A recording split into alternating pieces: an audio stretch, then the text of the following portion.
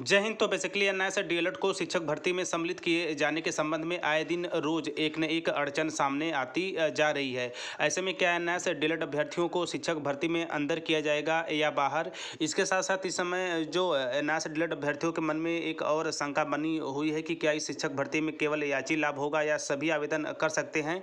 इसके साथ साथ इस शिक्षक भर्ती को लेकर सरकार की क्या मंशा बन रही है, सरकार के सामने किस तरह की उलझनें उत्पन्न हो रही हैं, और इम्पोर्टेंट चीज़ के रूप में आप यह भी समझ सकते हैं कि हाईकोर्ट का फैसला एनआईएस डीएलएड अभ्यर्थियों को शिक्षक भर्ती में सम्मिलित किए जाने के संबंध में कहां तक प्रभावित करेगा। इसके साथ साथ अन्य जो शिक्षक भर्ती की तैयारी करे प्रशिक्षु हैं वो भी लगातार एनआईएस डीएलएड का क्यों विरोध कर रहे हैं, उसके विषय में बारीकी के साथ चीज़ों को समझते हैं।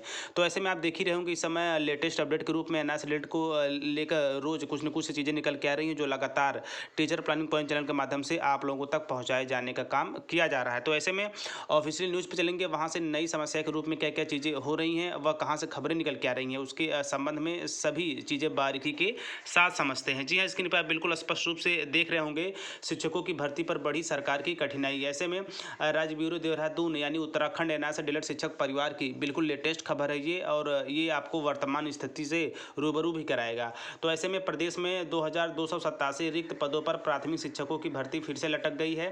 हाईकोर्ट के आदेश पर एनआईएस डीएलएड प्रशिक्षकों को भर्ती प्रक्रिया में शामिल करने की स्थिति में जिलों में शिक्षकों के नए सिरे से चयन करना पड़ेगा। तो ऐसे में शासन स्तर पर इसे लेकर मंथन शुरू हो गया है। न्याय विभाग से जल्द इस संबंध में परामर्श लिया जाएगा। पिछले लगभग 1.5 वर्ष से चल रही प्राथमिक शिक्षकों की भर्ती प्रक्रिया में रह रहकर अड़ंगा लगता रहा है। दिसंबर 2020 में प्रारंभ हुई शिक्षकों की इस भर्ती प्रक्रिया को विभिन्न वादों के चलते सरकार के बीच में रोकना पड़ा था। एनआईएस डीएलएड प्रशिक्षकों के लगातार मांग के बावजूद सरकार ने उन्हें भर्ती प्रक्रिया में शामिल नहीं किया था। बाद में बीते वर्ष एनसीटी ने इन प्रशिक्षकों को भी प्राथमिक शिक्षक भर्ती के लिए पात्र बताते हुए राज्यों को निर्देश किए। इसका डायट से डीएलएड प्रशिक्षकों ने विरोध शुरू कर दिया था। इस असमंजस के चलते लंबे समय तक भर्ती प्रक्रिया ठंडे बस्ते में रही थी। इसी बीच तमाम रुकावट के बाद भर्ती प्रक्रिया आगे बढ़ी, लेकिन अब फिर रोक लगानी पड़ गई। हाईकोर्ट ने बीते 28 अप्रैल को जारी आदेश में एनआईएस डीएलएड से प्रशिक्षकों को भी प्राथमिक शिक्षक भर्ती में शामिल करने की मांग को उचित ठहराया है या शामिल करने को कहा है। इस आदेश के बाद प्राथमिक शिक्षा निदेशालय ने जिलेवार शिक्षकों के चयन की प्रक्रिया रद्द करने के साथ ही काउंसलिंग पर भी रोक लगा दी है। यद्यपि इस निर्णय से पहले तक 1849 शिक्षकों का जिलेवार चयन किया जा चुका है।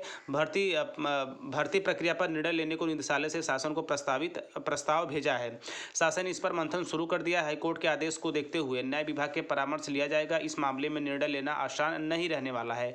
डायट से डीएलएड प्रशिक्षित इसके विरोध में हैं। उनकी ओर से सरकार में हाईकोर्ट के आदेश के विरोध में विशेष अपील करने की मांग की जा रही है। फिलहाल इस मामले में सरकार की कठिनाइयां बढ़ गई है। तो समझते हैं प्रशिक्षकों की भर्ती प्रक्रिया में शामिल करने को नए सिरे से करना पड़ सकता है चयन। ऐसे में क्या होगा कि जो जितनी भी पुरानी लोगों का चयन हो चुका है उसे निरस्त करना होगा।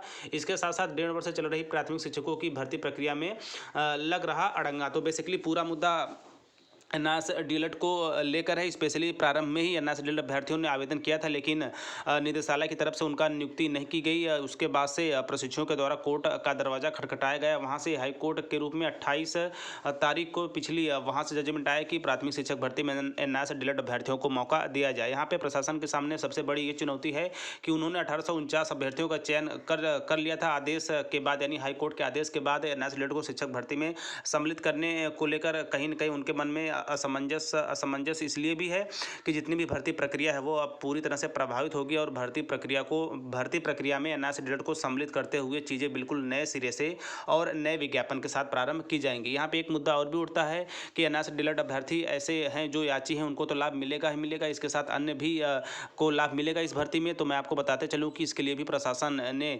स्पेशली लेटर भेजा है निदेशालय के पास कि इस पर भी दृष्टि डाली जाए व यहाँ पर भी चीज़ें क्लियर किया जाए कि याची लाभ के साथ साथ सभी को लाभ दिया जाए।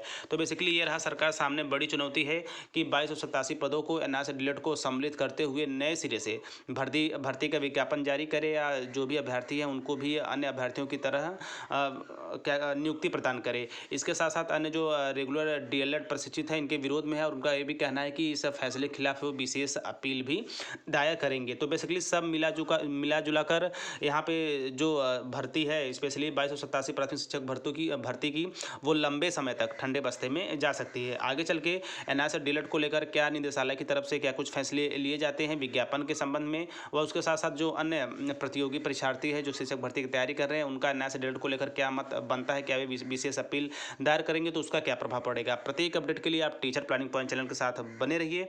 तो मिलते हैं नेक्स्ट वीडियो में नेक्स्ट इन्फॉर्मेशन के साथ। तब तक स्वस्थ व्यस्त और मस्त रहिए। जय हिंद, वंदे मातरम।